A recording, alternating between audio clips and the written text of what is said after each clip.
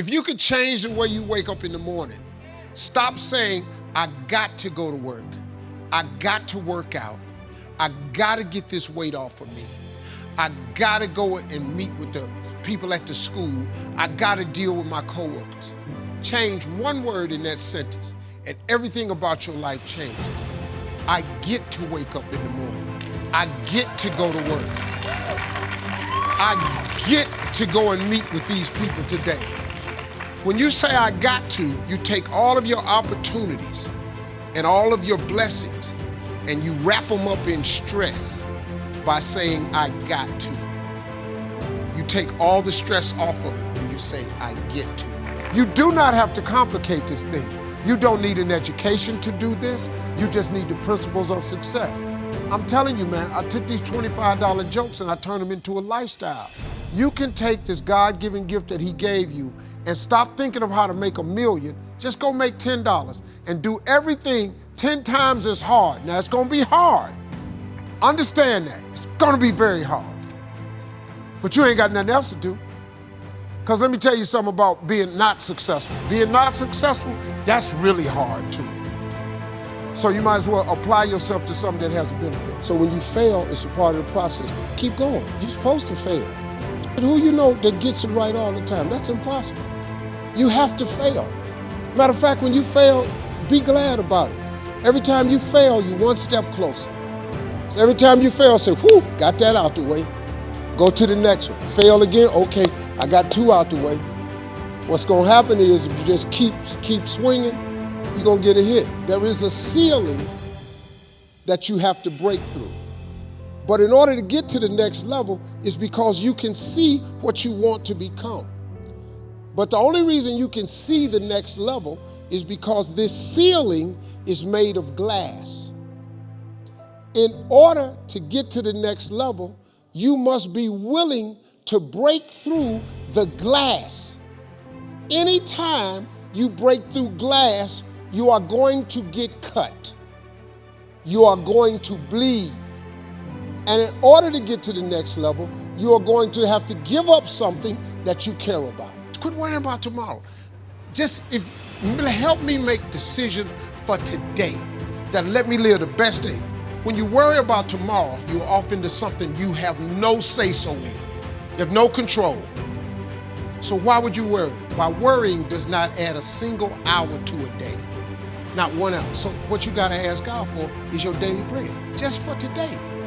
You'd be amazed what would happen to you if you quit tripping about tomorrow. Just today. Today is plenty. Today is so adequate. That's why he gives us 24 hours and he breaks it up into day and night. You know why? Because he knows 24 is too much.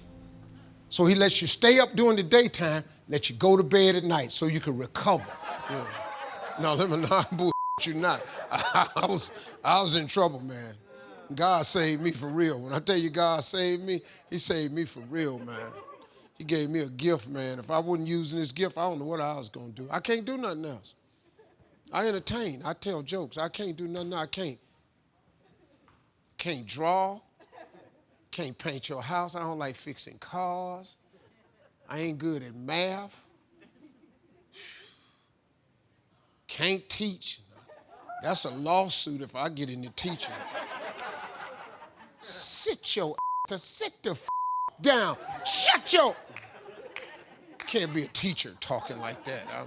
Teachers got to have a lot of patience. I ain't got no patience. Yeah, I'd be in trouble, man. I don't know what I'd do. I tried a lot of stuff before I got into comedy, man. I had about 11 jobs before I got into comedy. Out of them 11 jobs, probably 10, 11 jobs, I've probably been fired probably 10, 11 times. I'm not a great employee, man. I'm a hard worker, but I don't like, you know the problem I had, man?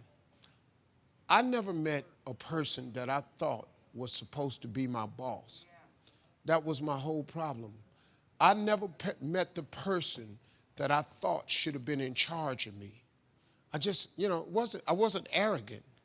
I just never met the person that I thought should be in charge of me.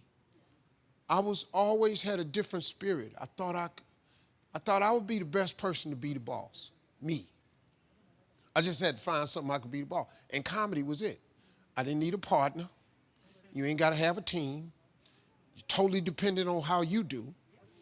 It's the only profession that you cannot take a lesson for. You know, you can take a drum lesson, piano lesson. You go to school, be a doctor, dentist, architect. You can go to school, learn how to be a scientist. You can go to school, learn how to play the piano, acting lessons, singing lessons. You can't go to school for comedy. There is not a course you can take, and when you finish taking it, your ass is funny. It does not exist. It's a very, very unique skill set, man. And God gave it to me. And that's the thing about, I tell people all the time, if you can identify your God-given gift, that's your greatest chance for success. Because God gave all of you a gift. All of you are gifted, every last one of you. God gave you a gift at birth. He gave it to you. Everybody. You don't have to go to school for it. He gave it to you at birth. You ain't got to look for it. It's inside you. It's the thing that you do the absolute best with the least amount of effort. That's your God-given gift. When you are living in your gift, when you get up in the morning to go to work, you're overjoyed. This is how you know you're not living in your gift. If you are waking up in the morning and you can't stand waking up because you don't want to go to your job, it's because you are not living in your God-given gift. God created you to have a life of abundance, to wake up in a joyous spirit. If you're not, it's because you have not tuned in to what God created you for. That's all. It's, you know, I know it, look, man, I know it sounds simplistic, but it really is the truth. The Bible says your gift will make room for you. Your gift. Once you identify that gift, the thing that you do the absolute best with, you can stop doing everything else. If you do hair better than everybody else, then you're supposed to be doing hair. If you cut grass better than anybody else, you should be cutting grass. If you bake pie better than anybody else, you ought to be somewhere baking pie. If everybody got to have your fried chicken, you ought to be somewhere making chicken.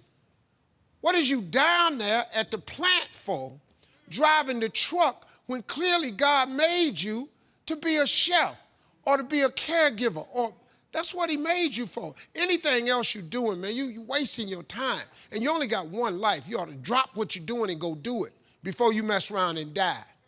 I heard Bishop Jakes talking one time. Bishop Jakes said, I would hate to die and never do the thing I was born to do. I would hate to do that. I never, man. I'm so glad God gave me what I came to do and I found it. So I wake up overjoyed. I wake up in the morning, my alarm go off, I ain't tripping. Matter of fact, I don't even set my alarm. I haven't set my alarm in years because I wake up. I can't wait to get up. I'm gonna go down here and tell some jokes. They're gonna give me a check? What? What? Wait a minute. You mean I'm gonna get up, I'm gonna play music on a radio show for 4 hours. When I ain't playing music, I'm telling some more jokes. They're gonna give me a check? What?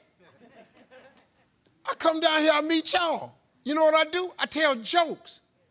Your gift will make room for you. That's what it did for me. Your gift do the same thing for you. You just gotta identify it and go do it. Stop wasting your time down there at these jobs. They ain't got nothing to do with you.